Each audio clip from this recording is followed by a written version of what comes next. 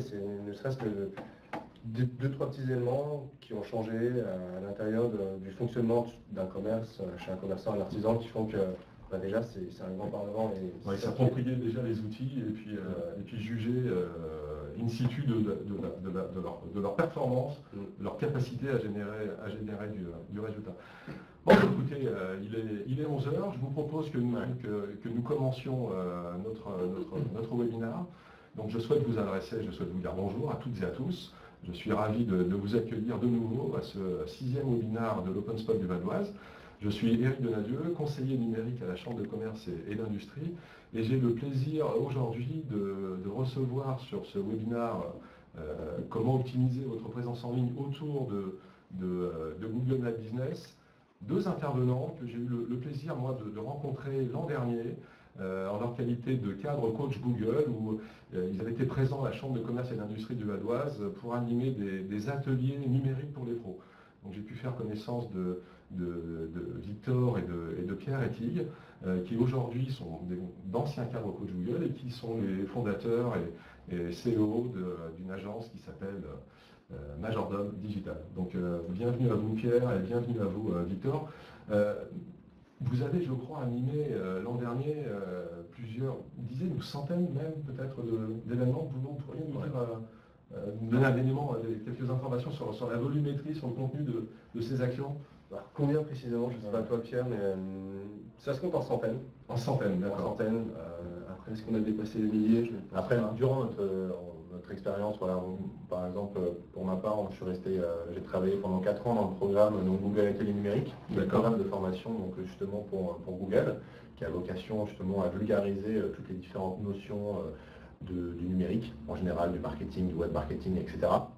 Et donc c'est vrai que durant ces 4 ans, on a eu l'occasion de rencontrer des milliers d'entreprises, des milliers et des milliers de TPE et de PME qui avaient chacune des problématiques bien différentes. Et c'est vraiment des centaines et des milliers au final de formations qu'on a pu réaliser durant ces années d'expérience. Voilà, c'est donc une expérience très forte terrain vis-à-vis de chefs d'entreprise. Là, on n'est pas juste dans la prise d'information, on était dans de l'échange, dans de la traduction business, exactement, dans la fabrication du retour sur investissement, ce fameux ROI, après lequel tout le monde court. C'est ça. La première étape en plus, nous, de notre coaching à la base, c'était on allait directement dans les rues, on faisait du porte-à-porte directement pour aller à la rencontre en fait, des entreprises, celles notamment qui ne souhaitaient pas se déplacer pour aller se former. Et donc on allait directement chez elles afin de leur présenter justement les premières visibilités sur Internet. Voilà, donc ce sont ces deux experts Google hyper qualifiés, Pierre et Victor, qui aujourd'hui vont donc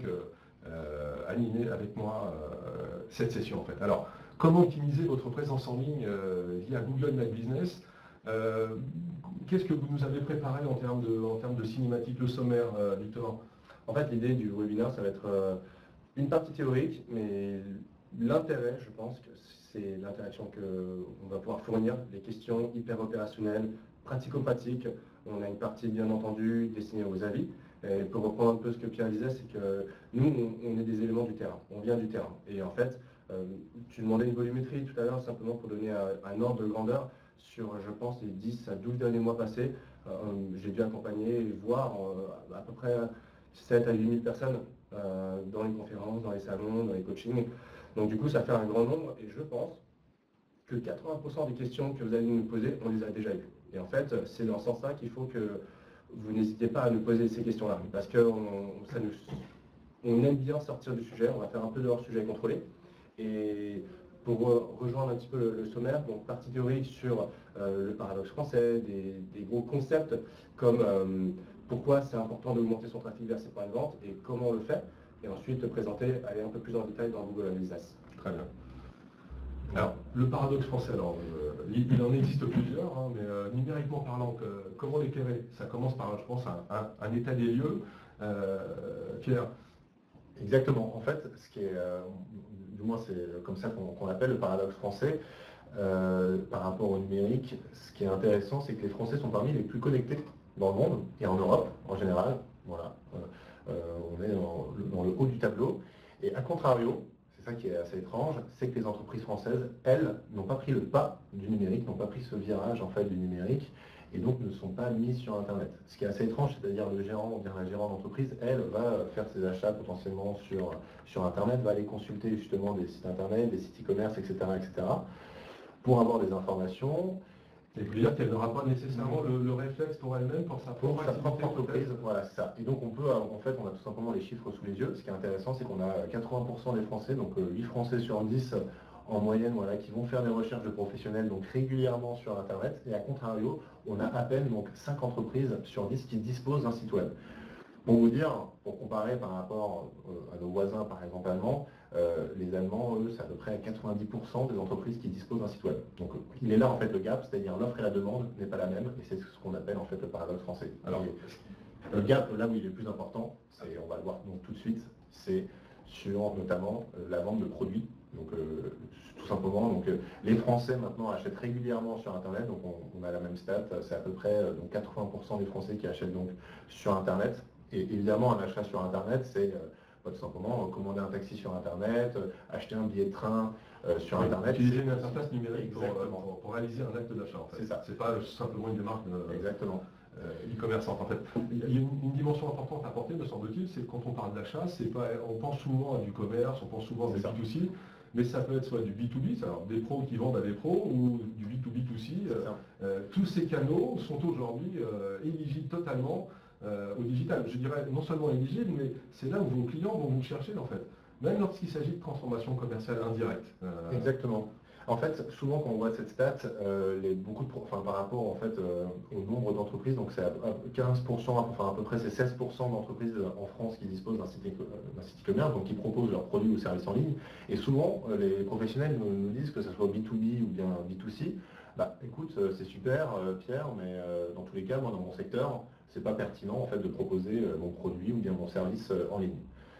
Certes, il y a peut-être certains secteurs d'activité qui s'y portent moins, mais en fait, comment il faut penser, c'est-à-dire il faut avoir un site internet qui va mettre en avant votre produit ou bien votre service. Un exemple simple, on avait rencontré lors de nos accompagnements, c'était un coiffeur à Orléans. Alors déjà, il était bien présent sur les réseaux sociaux, et en termes de notoriété, c'était ultra puissant, il était très connu et très réputé justement grâce en fait aux réseaux sociaux. Et dans un second temps, c'était un coiffeur, un salon de coiffure, qui avait un site internet. Au prime abord, on va se dire, ok, à quoi ça sert? Mais en fait, ce qu'on pouvait faire sur son site internet, il y avait une extension qu'on peut rajouter très facilement, qui nous donnait en fait accès à son agenda, et directement on pouvait voir donc, les créneaux où il était disponible et les créneaux où il était indisponible. Et on pouvait cliquer sur les créneaux où il était disponible pour directement faire une réservation. Donc là, on le voit dans un contexte qui est B2C, mais ça peut être très bien pris en compte justement pour pareil, une entreprise, au lieu de simplement mettre sur son site internet, contactez-nous pour une prise de rendez-vous, pour une demande de devis, on peut directement mettre en avant, en fait, justement, pousser en fait les personnes qui vont sur votre site internet à prendre un rendez-vous ou bien tout simplement à vous appeler avec un appel à l'action, etc. Voilà, on peut avoir une démarche, je dirais, qualitative au sens e-commerce, c'est-à-dire incitative à l'achat, etc., y compris lorsqu'on n'a pas nécessairement un acte de transformation immédiat. C'est une entreprise qui fait du B2B, je ne sais pas, qui peut vendre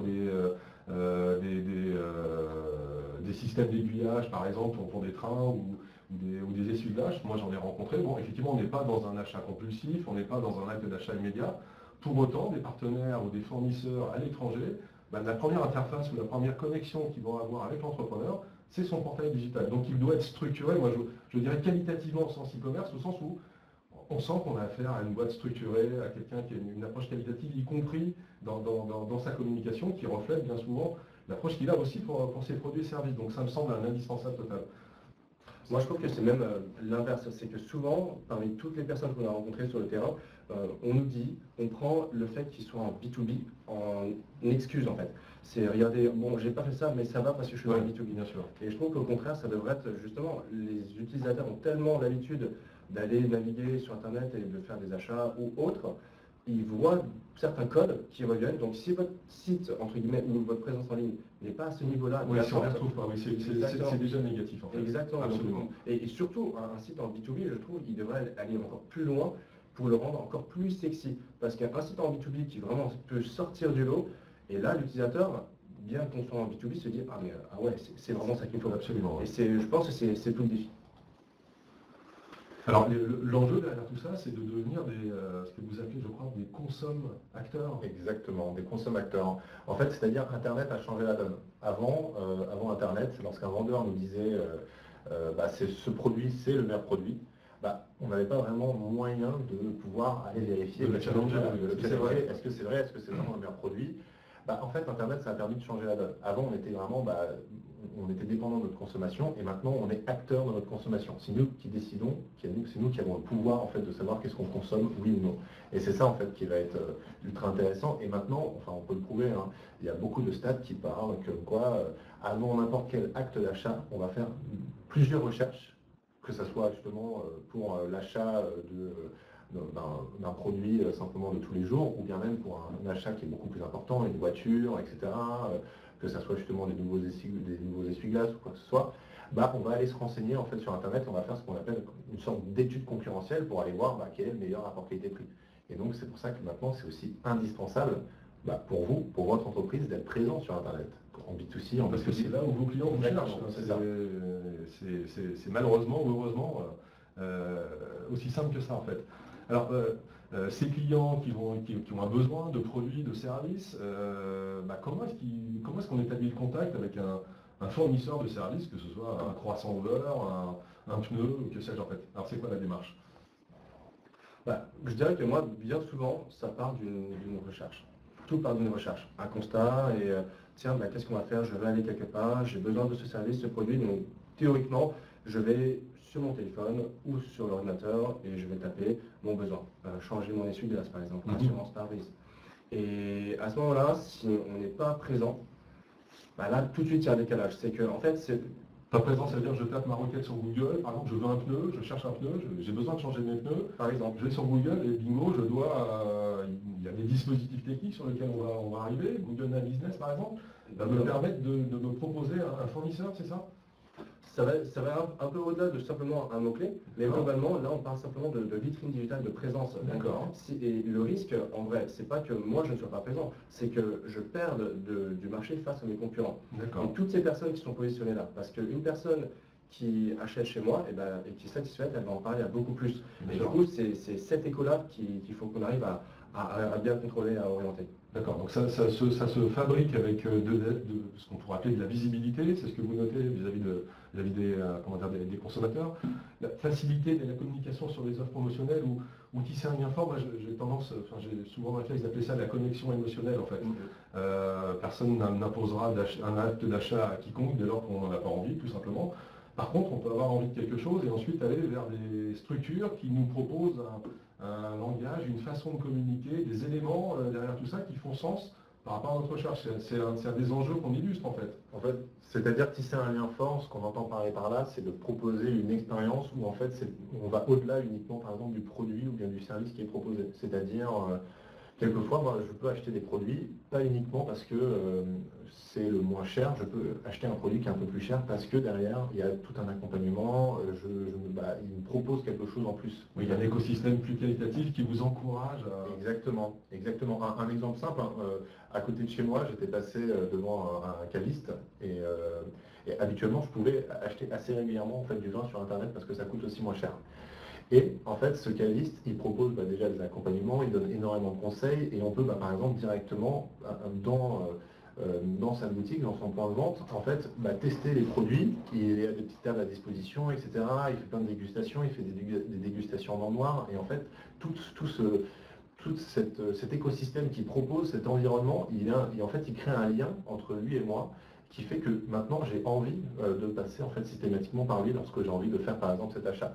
Et en fait, c'est ça qui est intéressant, c'est qu'il faut qu'on puisse lorsqu'on interagit avec votre entreprise, pas uniquement que ce soit en un seul coup, du one shot, c'est-à-dire qu'on ait envie également de revenir et en fait par là il faut proposer quelque chose en plus, pas uniquement justement je vais sur votre site, je fais mon achat et puis au revoir D'accord. Et alors, sur la droite, vous illustrez les attentes des acheteurs, des internautes en général. Donc plus de 50% d'entre eux cherchent une dispo immédiate. En fait, c'est quand on va sur pourquoi qu'est-ce qui nous pousse à aller en magasin aujourd'hui? Ouais. Et très souvent, lorsqu'on pose cette question, on a vu le constat avec le paradoxe français, on est parmi les plus connectés en Europe. Mais malgré tout, ça ne veut pas dire que le physique est mort, entre guillemets. Bien sûr. Donc il y a plein de raisons, et certaines de ces raisons sont, par exemple, on souhaite disposer de ce produit immédiatement. Ça va être, j'ai envie de sentir, de toucher le produit, combien ça pèse. Moi, une fois, je me souviens, j'étais vendeur dans une boutique quand j'étais encore étudiant, dans une boutique de maroquinerie, et il y a une dame qui vient voir le sac, et à un moment donné, j'ai le de tourner, elle prend le sac, elle sort. Et là, tous les antivirus se mettent à sonner, c'est assez incroyable. Et le vigile me regarde, je commence à courir après cette personne. Et elle voit dans mon regard que je commence un peu à paniquer et assumer ce qu'elle est en train de faire. Et en fait, elle se retourne, elle me rassure, elle dit non mais Victor, t'inquiète pas, je suis simplement en train de voir la lumière. La lumière du jour. Exactement, que je sais que la lumière du jour. Donc ça prouve quand même que les gens se déplacent en boutique. Absolument. Avant que nous passions au slide suivant, je voudrais répondre à Alexis. Alors, il n'est pas possible, Alexis, en live, de partager la présentation, parce que ça altérerait la présentation pour tout le monde. Par contre, comme vous êtes inscrit, dès que le webinaire sera terminé, vous pourrez avoir accès au format PDF de la présentation et l'utiliser comme vous le souhaiterez. Alors, le levier pour attirer des clients vers son point de vente. Alors je précise, le point de vente, ce n'est pas simplement une boutique, hein, ça peut être du B2B, c'est son entreprise, etc. C'est pour vraiment pour augmenter sa visibilité et drainer le maximum de trafic, de leads en utilisant Google My Business. Alors, techniquement, ça se passe comment en fait? En général, ça se passe bien.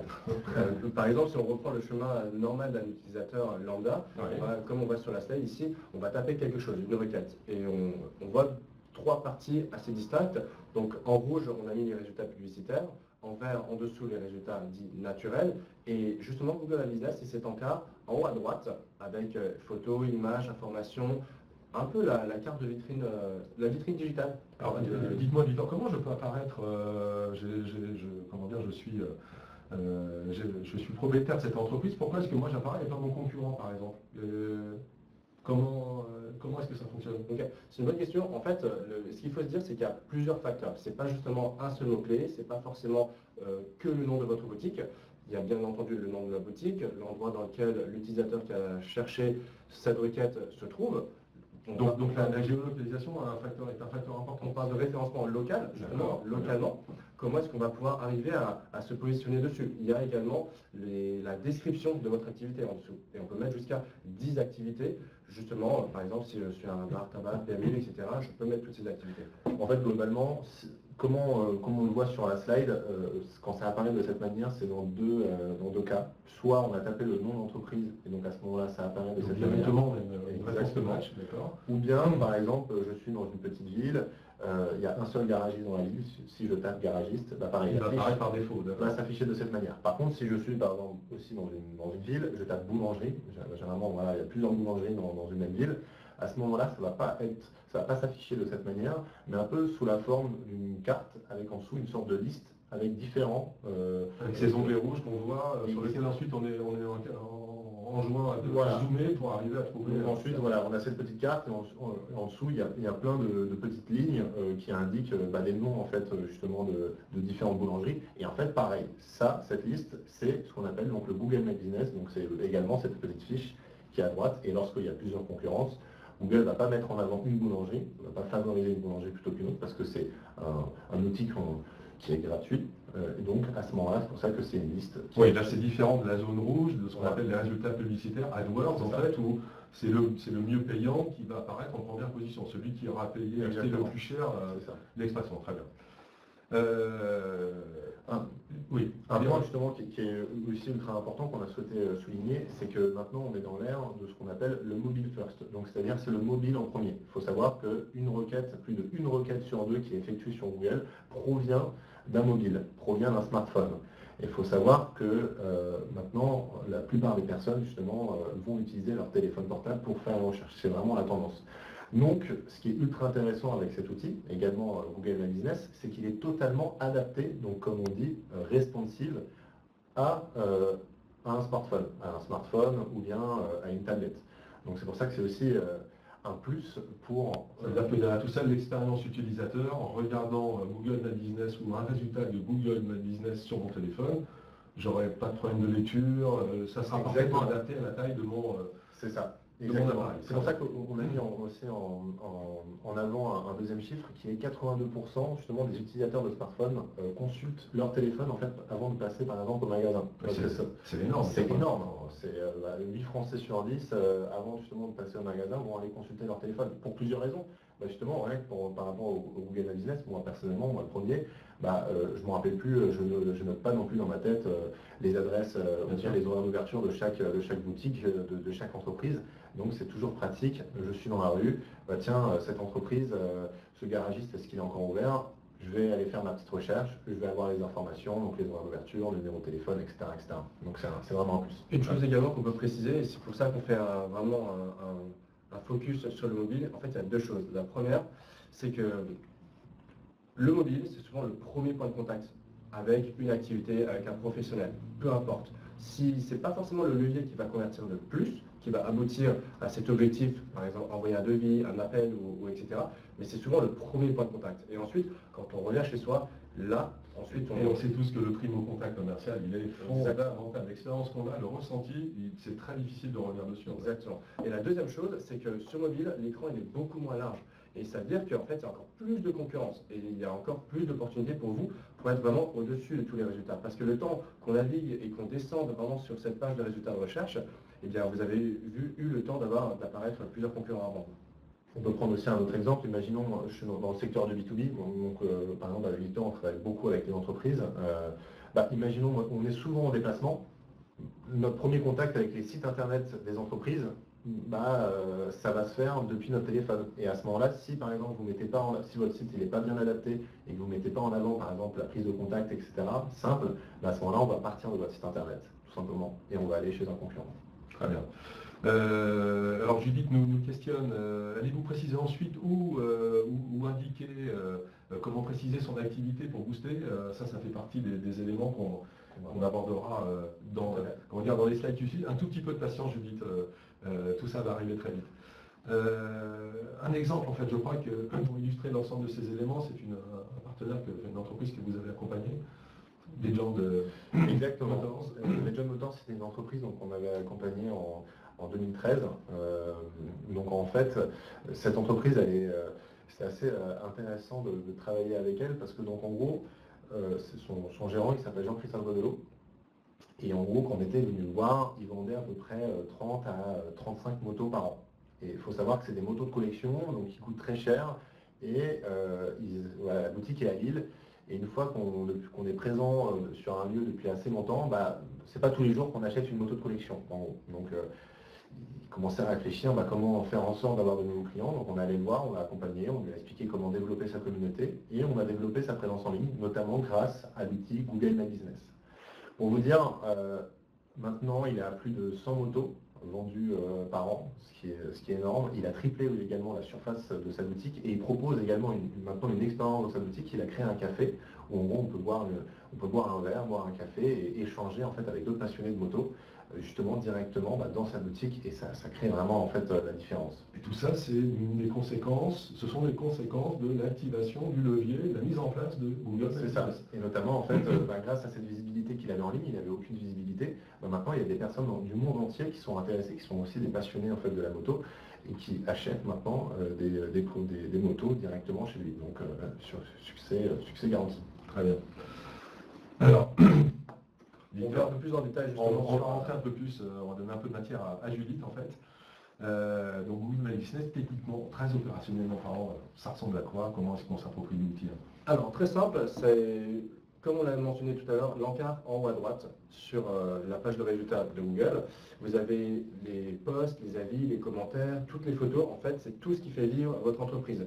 Très important de bien renseigner le numéro de téléphone. Très important également de bien renseigner les horaires parce qu'il y a rien de plus décevant, je pense, de voir qu'une boutique à un endroit est ouverte et lorsqu'on y va, en réalité, c'est fermé.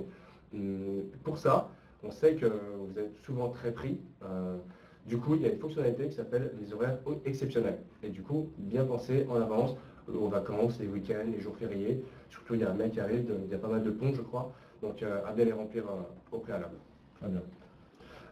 Tu peux peut-être revenir en arrière. Lorsqu'on a pris la main, entre guillemets, sur son Google Business, en fait, c'est une fiche.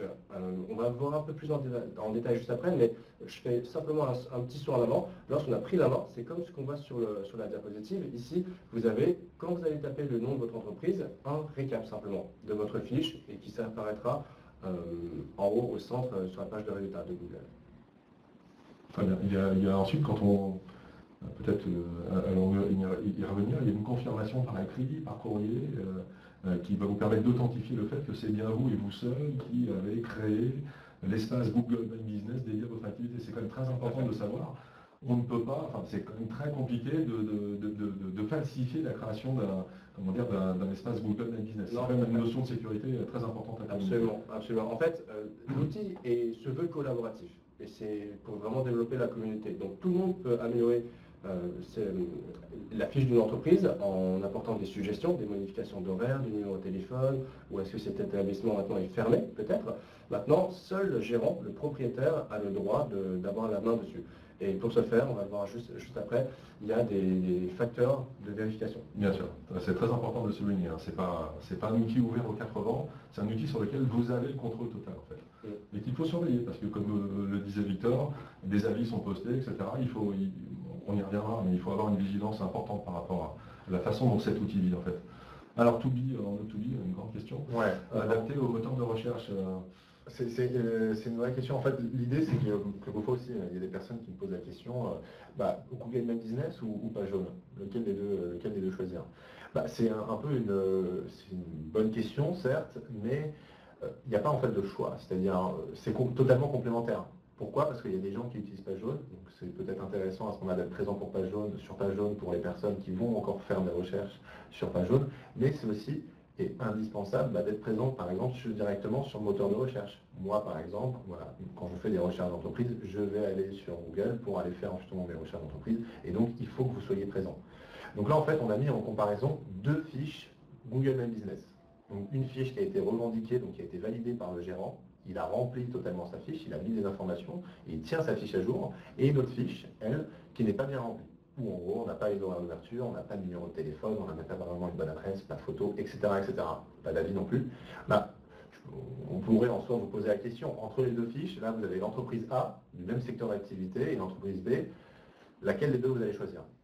Bon, peut-être, moi je dirais peut-être la A, non, je sais pas ce qu'en pensent nos... Globalement, c'est la tendance. Hein. Donc 99% des cas, on va choisir en fait l'entreprise A. Pourquoi? Ça arrive d'entreprise B peut-être.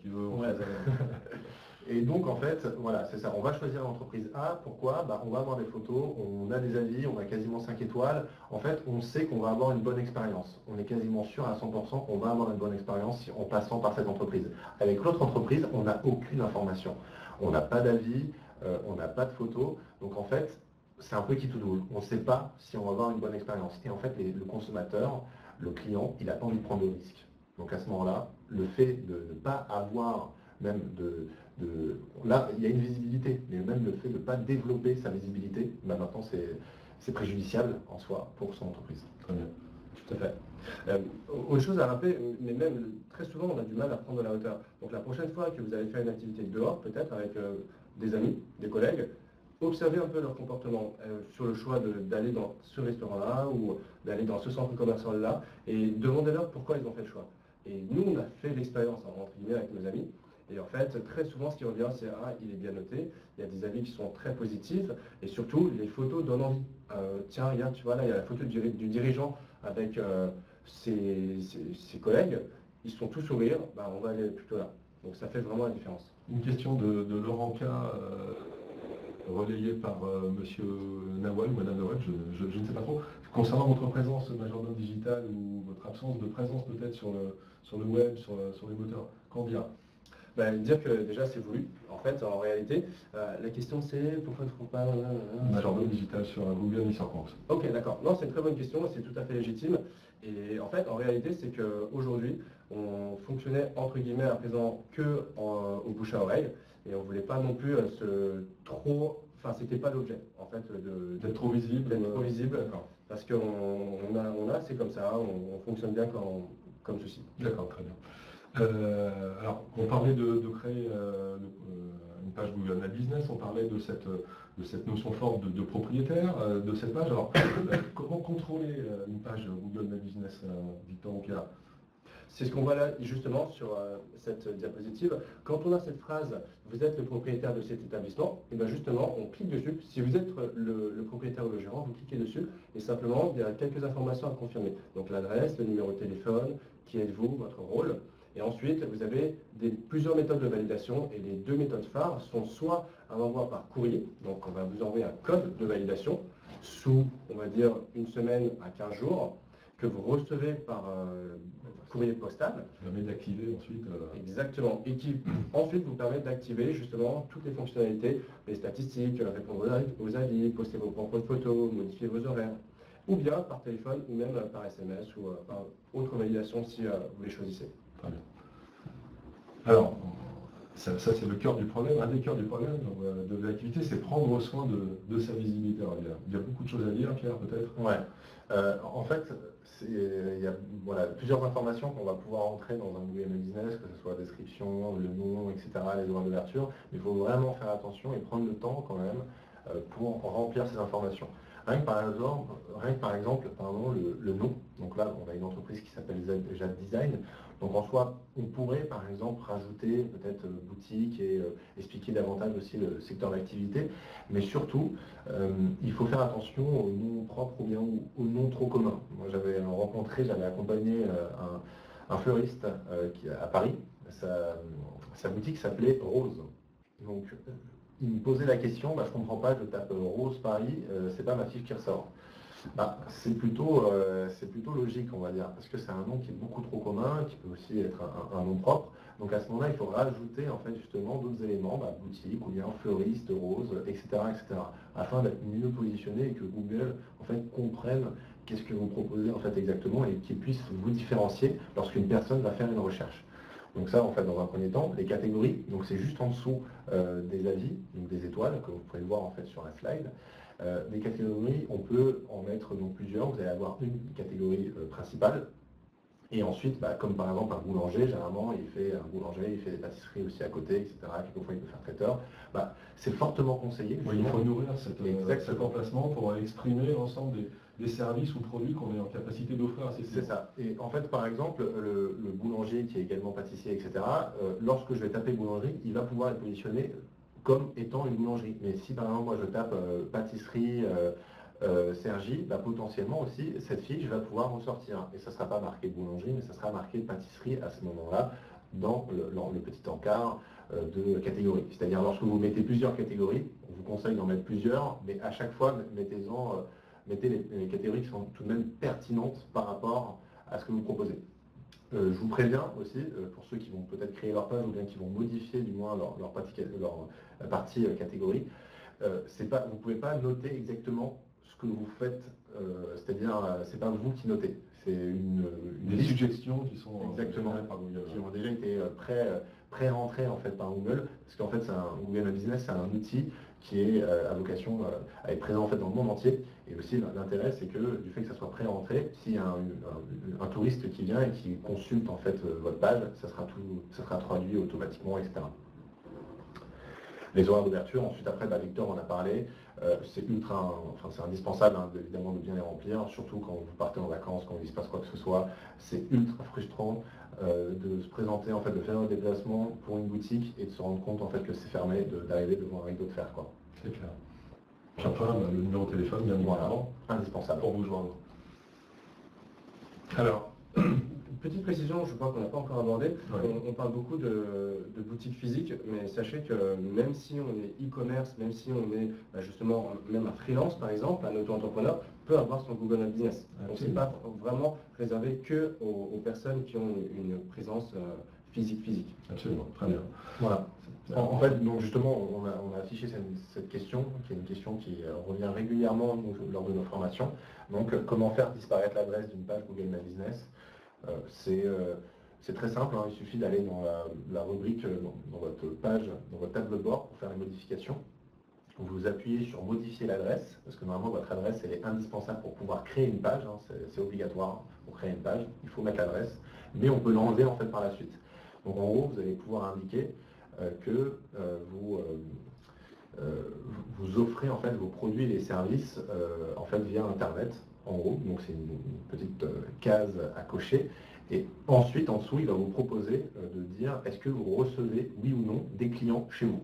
Donc si vous mettez non, à ce moment-là, l'adresse va disparaître et il y aura uniquement marqué dans adresse le nom de la ville et non l'adresse exacte. Donc pareil, si par exemple votre entreprise c'est chez vous et que vous ne voulez pas que les gens connaissent vos coordonnées, exactement. Donc on peut évidemment la faire disparaître.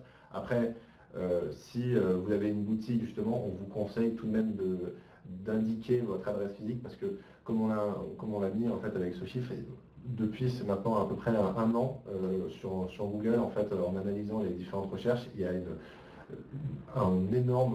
forte croissance de plus de 340% de recherches, de requêtes avec à proximité. C'est par exemple, c'est-à-dire des gens qui vont taper restaurant à proximité, boulangerie à proximité, de plus en plus, parce que les gens en fait ils ont envie de se déplacer, ils ont envie d'aller en fait rencontrer les gens, et donc c'est indispensable aussi d'être présent, afin de ne pas manquer cette opportunité pour votre entreprise. Et simplement pour finir sur ce sujet-là, on peut non seulement enlever son adresse, mais également sélectionner une zone de chalandise maintenant. Donc si moi je livre, je fais du e-commerce, je livre dans toute l'Europe, je peux mettre l'Europe, ou simplement France, ou simplement Paris. Très important. Alors oui, slide suivant, une image ou 10 mots, c'est clair. Alors comment est-ce que cet adage s'illustre-t-il avec Google Net Business? C'est nécessairement par le choix des représentations photos qui vont illustrer notre activité. Qu'est-ce qu'il faut faire réellement pour être vraiment positif dans ce domaine, pour générer du résultat? Je pense qu'il faut déjà, premièrement, prendre un peu de hauteur et accepter que ce ne soit pas que nos photos qui soient très travaillées, très léchées, ultra professionnelles qui apparaissent dessus. Donc, comme on l'a mentionné un peu avant, c'est un outil qui se veut collaboratif, donc c'est très souvent que les utilisateurs prennent les photos et les postent de même. Donc il ne faut pas non plus chercher à se battre et avoir tout ça. Et au contraire, il faut prendre la hauteur et accepter, et on sait que c'est un peu compliqué, mais accepter qu'il y ait des photos qui soient de votre part et de la part des utilisateurs qui se retrouvent dessus pour permettre à un individu lambda, comme Pierre-Éric ou Victor, de pouvoir faire son choix vraiment entre les photos du propriétaire et des visiteurs. Il faut savoir qu'on ne peut pas supprimer, par exemple, vous avez votre entreprise, moi, vous avez une page Google My Business, je peux ajouter en fait une photo, prendre une photo de votre entreprise ou bien de votre produit ou bien de votre service et le mettre sur votre page Google My Business. Vous ne pouvez pas supprimer cette image, vous pouvez la signaler en expliquant en fait que ça ne correspond pas à votre entreprise. Après, Google va faire des vérifications et va voir en soi si c'est vraiment par exemple votre fédération. Exactement, c'est ça. Mais malheureusement, on ne peut pas supprimer donc, une image d'un utilisateur. Ce qu'il faut aussi savoir avec les images, c'est que c'est la deuxième chose que les personnes vont le plus consulter après les avis. Donc les avis, c'est indispensable, on va voir ça en fait justement juste après. Mais les photos, c'est aussi pareil, le must-have. Il faut en fait pouvoir qu'on puisse avoir au moins des petites informations, qu'on puisse en fait se donner une idée en fait imagée en fait simplement votre entreprise. Et donc, imaginons, vous êtes une entreprise peut-être dans le B2B, ou bien vous êtes un artisan, donc c'est peut-être pas très visuel, vos locaux ne sont peut-être pas très beaux, vous n'avez peut-être pas un endroit qui est joli, donc ça ne mérite peut-être pas de prendre des photos et de le mettre sur Google My Business. Certes, mais à ce moment-là, prenez les gens qui sont en train de travailler. Là, on a mis par exemple justement des artisans qui sont en train de travailler justement dans la matière. C'est pas très joli en soi, ça fait sale, etc. Mais au moins ça fait authentique. Et c'est ça qui est intéressant. Et même justement vous, dans votre hangar, là où peut-être vous travaillez, etc., là où sont entreposés vos stocks ou quoi que ce soit, prenez des photos. C'est pas grave, vous pouvez prendre ça même depuis avec votre smartphone. Les smartphones de dernière génération prennent tout de même de belles photos. Et vous pouvez poster ça après très facilement sur la page. Ensuite, vos photos, évidemment, vous pouvez les supprimer, les changer, etc. Alors, on a parlé d'image, mais il y a bien entendu aussi des posts, parce que cet outil collaboratif, il y a évidemment des retours d'expérience utilisateur, et là c'est un domaine très important. Il faut savoir que les posts, c'est une fonctionnalité qui est disponible en France depuis environ 2 ans, et très peu de personnes sont au courant de ces fonctionnalités. La plupart du temps, on les voit, et ensuite on oublie de les faire. Alors en réalité, lorsqu'on a pris le contrôle de sa page, il y a une fonctionnalité dans votre barre de menu à gauche, en dessous de statistiques et avis, rédiger un post. Et les posts, il faut savoir que c'est très souvent une image, plus un texte, plus un appel à l'action. Donc c'est de 100 à 300 mots. Et puis sur les appels à l'action, ça peut être réserver, acheter, inscrire, s'inscrire, en profiter, par exemple. Et à la base, ce sont des posts éphémères qui durent 7 jours sur votre Google My Business. On a un petit moyen pour le faire durer plus longtemps, c'est de basculer ce post en événement et d'indiquer à Google que ce post-là, c'est un événement en fait qui arrive dans, par exemple, 30 ou 60 jours. Et jusqu'à ce que la date de cet événement soit passée, votre post vivra sur Google My Business. Voilà.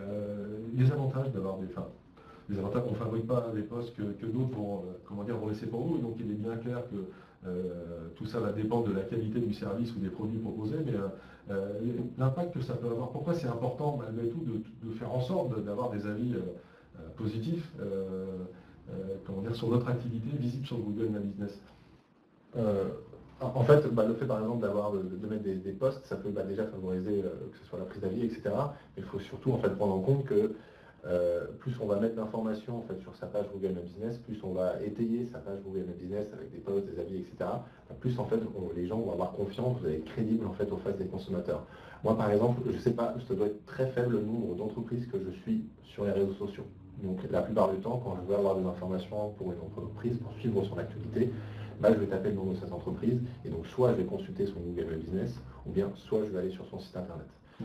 Par exemple, avec le fait de mettre des posts, si vous faites une promotion sur un produit ou bien sur votre service, moi je ne vous connais pas très bien, j'ai entendu parler de vous, mais en soi je ne sais pas si vous ne me mettez pas en avant, par exemple via un post, puisque je ne vous suis pas sur les réseaux sociaux, il n'y a aucun moyen que je sache que vous faites une promotion. Et peut-être que le fait de mettre cette promotion, c'est ce qui sera déterminant, qui va faire que j'ai envie de travailler avec vous, ou bien de consommer votre produit ou votre service, au lieu de passer à un concurrent. Alors, c'est même pas faire c'est même pas faire de la promotion, c'est simplement partager la ligne de sa boutique. Nous, on a des restaurants, très régulièrement, toutes les 2 semaines, ils font des posts en disant pendant cette première partie la carte change. Exactement, on voit ce qu'on fait, etc.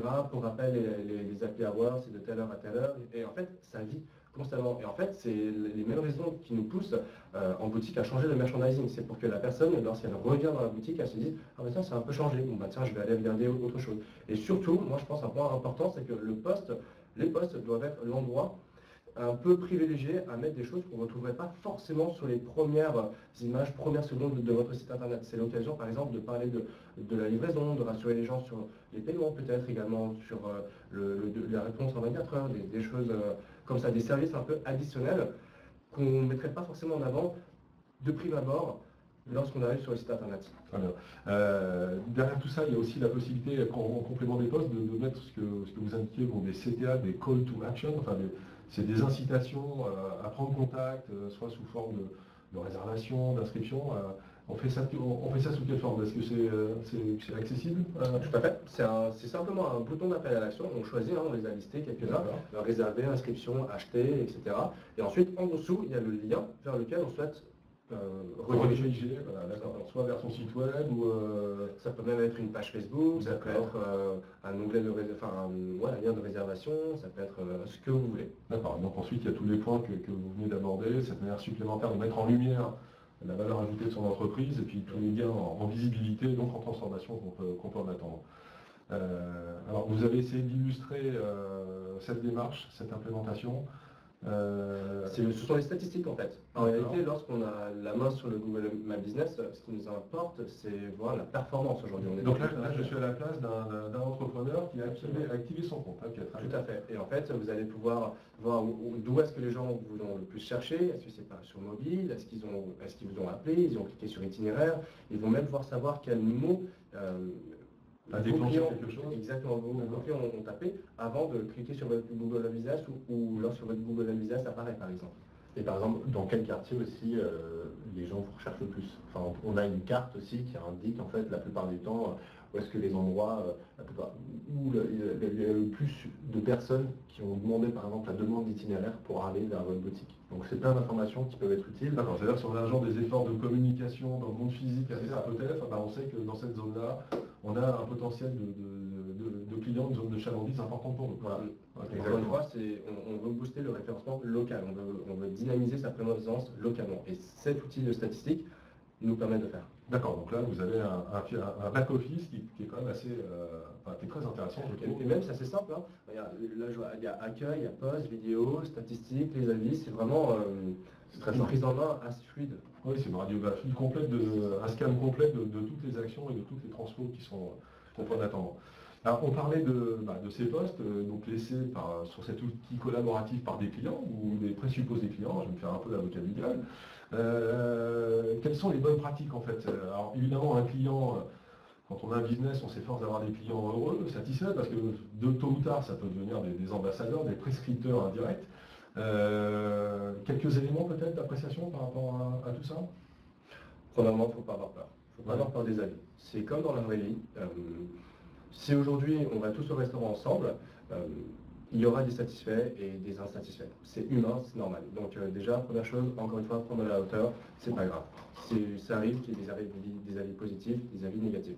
Maintenant, en revanche, ce qu'il faut faire, c'est vraiment aller solliciter des avis. Parce que même nous, je pense, hein, vous qui nous regardez actuellement, je ne sais pas à quelle fréquence est-ce que vous laissez des avis, mais si on ne sollicite pas les personnes lorsqu'on démarre, lorsqu'on commence, on débute une activité, ben on arrive à récolter que très peu d'avis. Et souvent ce sont des avis proches et du coup qui seront jugés un peu moins pertinents. Donc la première chose à faire, c'est d'aller vraiment solliciter, ne pas avoir peur, de demander, écoutez, ça nous ferait vraiment plaisir, c'est un vrai coup de pouce, si vous pouviez nous laisser un petit avis, ça vaut beaucoup pour nous. Moi, je pense que dans une démarche d'expression de la qualité, du service rendu, de ces prestations, ça me semble tout à fait naturel. Alors c'est vrai qu'il y a certains business qui sont plus sensibles, qui sont plus facilement accessibles à ce type de pratique. Un e-commerçant, par exemple, c'est assez aisé pour lui, il a l'adresse mail de son acheteur, de lui envoyer quelques jours plus tard un questionnaire de satisfaction ou autre. Dans le monde physique, peut-être de transformation, c'est un peu plus compliqué, effectivement, quand on a une boulangerie, un commerce souvent B2B, parfois pour tout un tas de raisons, de recueillir les avis. Mais en tout cas, même si le résultat est faible, c'est une démarche, à mon sens, qu'il faut avoir de façon régulière et systématique. C'est peut-être plus compliqué, mais souvent je pose la question à ce secteur d'activité qui disent comme quoi c'est un peu plus compliqué pour nous de récolter des avis. Première question que je leur pose, c'est est-ce que vous vous incitez, en fait, est-ce que vous demandez aux gens, à vos clients, de mettre un avis aussi sur Google? La plupart me disent non, c'est vrai que je pose jamais la question, mais déjà c'est la première étape. Une fois qu'il y a une personne qui vous a dit, je sais pas, la boulangerie, il y a une personne qui vient et qui vous dit, waouh, vous voyez que cette personne elle est revenue plusieurs fois, que c'est peut-être un client entre guillemets habituel, ça veut dire que c'est une personne qui est satisfaite de votre produit ou bien de votre service. Donc à ce moment-là, il ne faut pas hésiter, il ne faut pas du tout avoir peur, être timide ou avoir honte de demander un avis. Donc au contraire, justement, c'est le mieux. Après moi par exemple, souvent on peut me dire, vas-y Pierre, est-ce que tu peux mettre un avis s'il te plaît? Le problème, c'est que je vais dire oui, mais une fois que je vais rentrer chez moi, etc., de un, je vais peut-être plus y penser, et ensuite après de deux, ça veut dire que je vais devoir faire plusieurs actions pour pouvoir mettre un avis, sortir mon téléphone, ou bien être sur mon ordinateur, taper le nom de votre entreprise, ensuite aller quelque part pour rédiger un avis. C'est pas forcément le plus simple. Donc, il y a des choses que vous pouvez mettre en place, des bonnes pratiques, on va dire. Mais en tout cas, il est clair que si on ne pose pas la question à ses clients, on n'aura jamais les réponses. Donc, poser déjà cette base-là, ça me semble être un préalable indispensable. C'est déjà la base. Alors après, si vous avez justement les adresses mail de vos clients ou bien des numéros de téléphone, ce que vous pouvez faire pour améliorer, pour en fait développer le nombre d'avis, par exemple sur votre page Google My Business, c'est très simple. En gros, vous allez sur votre page et vous allez sur la recherche Google, vous tapez le nom de votre entreprise, vous voyez votre fiche à droite, vous sélectionnez sur rédiger un avis, et à ce moment-là, ça va vous ouvrir une fenêtre pop-up. Donc ça va créer une URL en fait au-dessus. Vous prenez cette URL et en fait après vous allez pouvoir la partager. On peut la partager. Pour envoyer les emails ou autres, pour encourager vos clients à vous laisser un avis. Exactement. Et en fait ça c'est ultra intéressant ensuite après d'envoyer ça via email, via SMS et après de dire vous vous souvenez, vous avez passé une bonne expérience dans notre boutique, dans notre restaurant, etc. Mais même ce qui se fait très régulièrement, notamment dans peut-être l'hôtellerie, la restauration, c'est nous on allait déjeuner dans un restaurant la dernière fois, et en fait ils nous offraient le café et un dessert si on rédigeait un avis. C'est ce que je veux dire, il y a dans le e-commerce, par exemple, dans le monde du web, où je reçois des sollicitations à laisser mon avis en échange d'un pourcentage, d'une remise, d'un voucher, un code de réduction, etc. C'est très malin de faire ça, du moins au début, pour avoir en fait exactement, pour avoir par exemple 10, 15, 20 avis, parce que ça fait vraiment la différence. Et en fait, c'est peut-être un investissement investissement, faut vraiment voir ça comme un investissement qui derrière va pouvoir vous rapporter justement davantage de clients. Moi, je consomme aucun produit sur Internet, j'achète rien sur Internet, que ce soit un produit ou un service, s'il n'y a pas des avis. C'est-à-dire pour moi, justement, j'ai pas envie d'être le premier client de cette entreprise, à me dire, oula, je n'ai pas envie d'être le premier, s'il n'y a pas d'avis, c'est dangereux, peut-être que justement c'est une arnaque ou quoi que ce soit. Par contre, si derrière, je vois qu'il y a eu 20, 30, 50 ou 500 avis, et que les avis sont plutôt positifs, et que je vois que ça n'a pas été fait par des robots, à ce moment-là, c'est quasiment sûr, si j'étais intéressé par le produit, que je vais acheter ce produit. Très bien. Alors, les avis clients, nouveaux ambassadeurs, quelques éléments d'information par rapport à ça. Ça fait quoi un client content en fait? Un client content, justement, il va en parler en fait autour de lui. Par exemple, justement, j'ai eu une super bonne expérience avec un produit ou bien avec, imaginons, un restaurant. Qu'est-ce que je vais faire? Je vais en parler à mon entourage, donc par exemple à Victor, je vais dire à Victor, écoute, ouais, j'ai mangé dans ce restaurant, c'était super bon, tu devrais y aller. Donc voilà, derrière ça crée le réseau et il y a d'autres personnes qui peuvent venir. Et à contrario, une personne qui est insatisfaite, elle va en parler à elle va répondre la mauvaise parole bien plus que la bonne. Ouais, ça c'est une inclination malheureusement naturelle. Imaginons j'ai acheté un produit, je ne sais pas, un casque audio. Ce casque audio, je trouve qu'il est insupportable, ça ne répond pas du tout à mes besoins. Malheureusement, je ne vais pas louer ses vertus, enfin louer ses fonctionnalités, etc. à mon entourage. Je vais dire, non, c'est pourri, je me suis fait avoir, franchement, je te déconseille même cette marque, etc. Et en plus, ça va donner une mauvaise image. Et donc ça, c'est vraiment pas bien. Donc, il faut inciter les gens à répondre et surtout, il faut pas avoir peur non plus d'échanger avec eux et de discuter. Parce que quelquefois, les personnes sont insatisfaites. Comme on peut le voir, 98% des clients mécontents ne se plaignent jamais. C'est-à-dire, vous pouvez prendre l'exemple, j'imagine, avec vous-même. Vous êtes peut-être allé dans un restaurant, ça ne vous a pas plu. Simplement, la seule chose que vous avez dite, c'est que je ne vais plus jamais aller dans ce restaurant. Ce qui est normal. Et vous n'allez pas forcément dire au chef, c'est pas très bon, quoi. Donc, il faut parler en fait avec les gens pour avoir un maximum de retour et aussi derrière améliorer votre prestation potentiellement. Mais même une chose à faire systématiquement lorsqu'on a des avis, qu'ils soient positifs ou négatifs, la première chose à se faire, c'est vraiment remercier la personne parce qu'elle a pris du temps. Dans tous les que cas, ce soit positif ou négatif, peu importe. Et surtout, si tu parles, Victor, je parle sous ton contrôle, mais moi ce qui m'exaspère le plus parfois, c'est de voir des non-avis, des non-réponses des propriétaires à des avis négatifs, ce qui me semble complètement un peu très improbable. Et le pire que ça, c'est de voir la même réponse, le copier-coller, merci, répondez, merci, toujours le même type de... Il faut que ce soit personnalisé. Ouais. Et au moins avec le nom, on a toujours le nom de la personne. Il ne faut pas qu'on ait l'impression que ce soit une machine qui répond à un humain, qui est mécontent ou content, etc. Exactement. Et le deuxième élément, c'est que derrière des avis négatifs, des gens qui ne sont pas trop nombreux, ça peut être aussi un outil d'acquisition, parce qu'on sait tous que le monde n'est pas parfait, il peut y avoir une expérience difficile un jour. Mais la façon dont l'entreprise va répondre à cette manifestation d'insatisfaction, ça peut aussi éclairer sur le fait que oui, y compris quand c'est un peu compliqué, j'ai en face de moi des gens qui sont des professionnels, qui prennent en compte mes demandes et qui savent réagir en conséquence.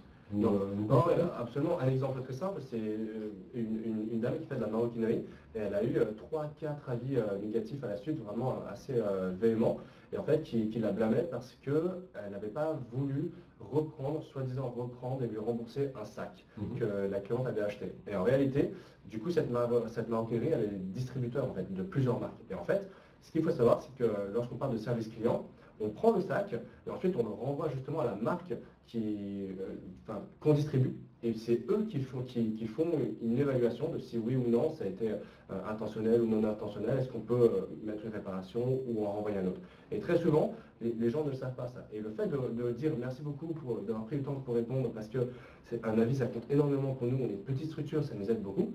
Voici pourquoi ça n'a pas été pris en compte. Et en fait, là on éduque entre guillemets les potentiels futurs avis négatifs en se disant ok. Et en plus, dans le même temps, le combo, c'est qu'on rassure les gens qui lisent cet avis en se disant ok, ça n'a pas été mis en avant.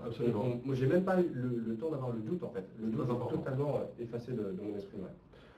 Pour moi même, c'est un vecteur de décision d'achat, les mauvais avis. Moi par exemple, j'avais acheté il y a quelques temps l'iPhone 7. Pourquoi je vous en parle? Parce que à ce moment-là, c'est à ce moment-là qu'Apple avait décidé de retirer la prise jack de son téléphone. Et donc en gros, quand j'hésitais avec des téléphones, avec différents téléphones, et en fait l'iPhone 7 Donc tous les mauvais commentaires, les commentaires négatifs, allaient du côté, il manque en fait une prise jack. Mais par contre, tous les commentaires négatifs parlaient de ça. Ça voulait dire qu'en soi, le reste du téléphone était de très bonne facture, était très bien fait, etc. Et au final, puisque moi j'ai un casque qui est audio et qui est sans fil, le fait de ne pas avoir en fait de prise jack, c'est pas dérangeant. Donc en fait, ça fait que le plus gros problème de ce produit ne m'impacte pas. Donc ça veut dire que c'est un bon téléphone pour moi et c'est pour ça que je l'ai acheté. Très bien. Alors, une petite aparté, je fais une petite réponse à Jonathan qui nous questionne. Nous reviendrons, Jonathan, vous donner une réponse à la fin de la présentation. Alors, quelques bonnes pratiques pour les avis. Victor, peut-être. Comme on l'a dit un peu précédemment, vraiment répondre, dire merci. Et une technique qu'on peut faire lorsqu'on a un avis négatif, c'est bien sûr essayer de noyer le poisson, entre guillemets. Donc on va répondre, vraiment, souvent peut-être attendez 24 à 48 heures parce qu'on se sent blessé, agressé. Donc vraiment aucune véhémence possible. C'est pas notre gage, j'ai envie de dire. Pro-positif, professionnel et positif. Exactement. Mais souvent, on a un peu plus de mal à répondre aux avis négatifs parce qu'on se sent vraiment attaqué, blessé. Et du coup, ce que nous, on conseille, c'est d'attendre un petit peu, laisser un peu passer le temps. On calme un peu notre rage interne et on répond très très professionnel avec beaucoup de courtoisie parce qu'en fait, on répond pas seulement à la personne qui nous a laissé l'avis, on répond à tout le monde. On répond à toutes les autres personnes qui vont lire notre réponse et qui font attention justement à ça. Et ça, c'est à prendre en compte. Et ensuite, on invite la personne à repasser, on se justifie un petit peu, on lui donne quelques éléments qui sont normalement assez tangibles. Et ensuite, bien sûr, on va réinciter d'autres utilisateurs à mettre des commentaires pour essayer, entre guillemets, de nettoyer un petit peu ce flux et de camoufler l'avis négatif, disons. Très bien. Alors, est-ce que vous avez,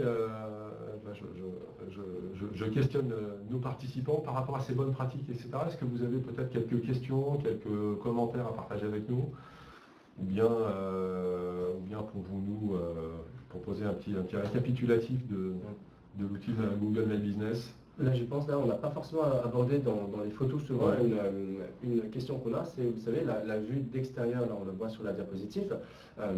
Google Street View. Google Street View, est-ce qu'on a moyen de modifier cette vue ou pas? Malheureusement, la réponse est non, on ne peut pas avoir la main dessus.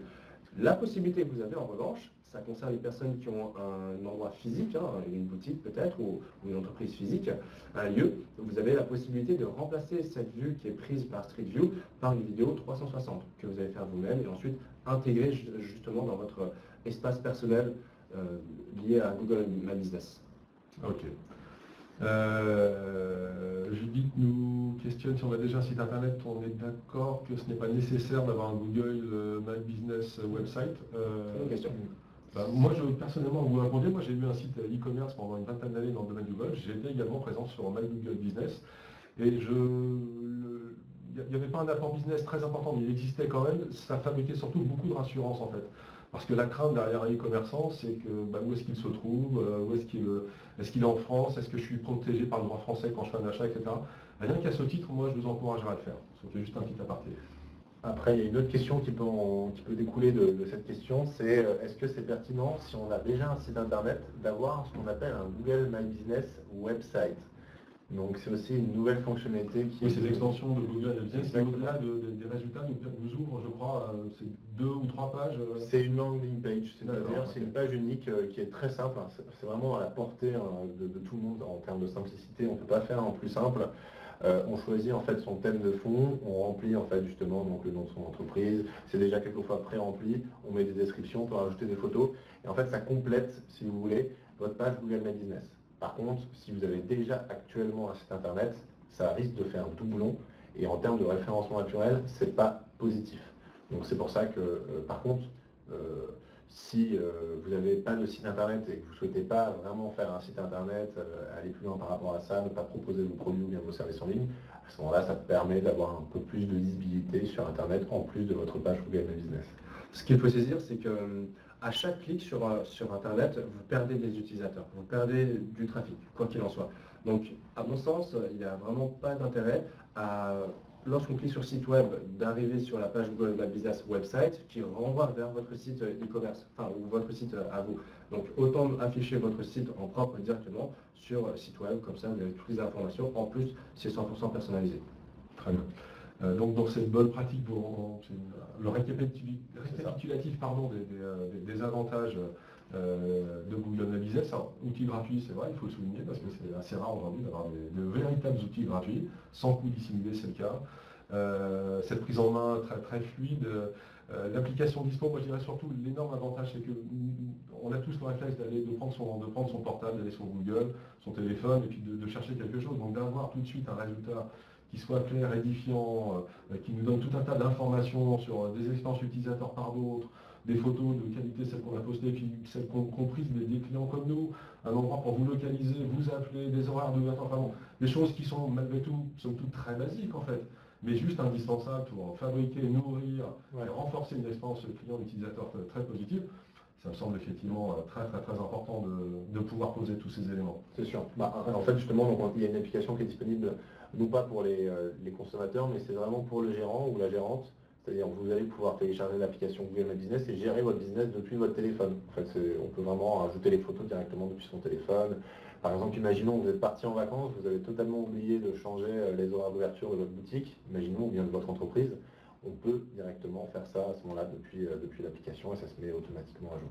Très bien. Deux petites choses à se dire également, c'est que vous avez souvent un rapport qui doit être hebdomadaire ou voire mensuel, ça dépend ce que vous souhaitez, et qui vous donne justement toutes les statistiques, etc. Donc qui vous envoie ça par mail, donc ça permet aussi, mine de rien, de garder un petit peu la clé dessus.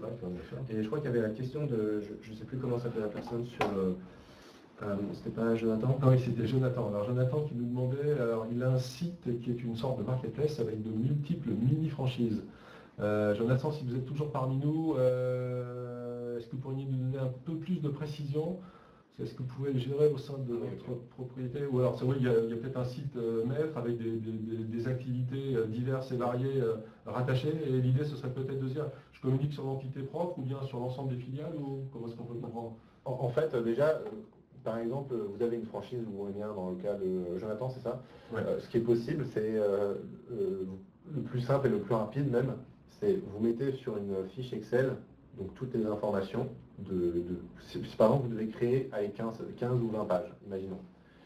Vous mettez le nom de la société, l'adresse, etc. sur les différentes, à chaque fois, de colonnes, systématiquement les mêmes informations, et on peut en fait importer ça directement dans l'application, sur le site internet, sur la plateforme Google My Business, et ça va automatiquement en fait, créer les pages pour toutes ces boutiques, au lieu de les faire une par une.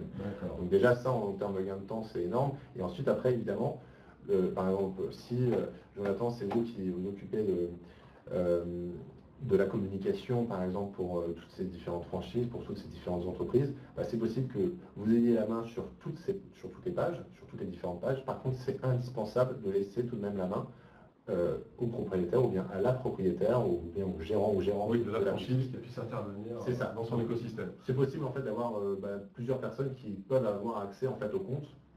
Donc à la page en fait Google My Business, donc il y a administrateur, enfin il y a propriétaire, administrateur et modérateur.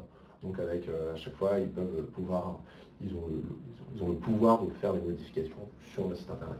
Très bien. Sur la page Google My Business. En résumé, vous avez un centre multi-compte.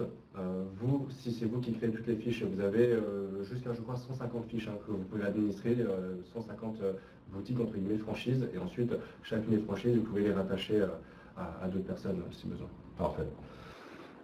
Écoutez, nous arrivons au terme de cette présentation. N'hésitez pas à nous poser des questions, on y répondra avec grand plaisir. Je voudrais juste vous rappeler qu'en tant que participant, vous avez accès au replay vidéo. Vous avez également accès à la possibilité de télécharger au format PDF le support de présentation de ce webinaire.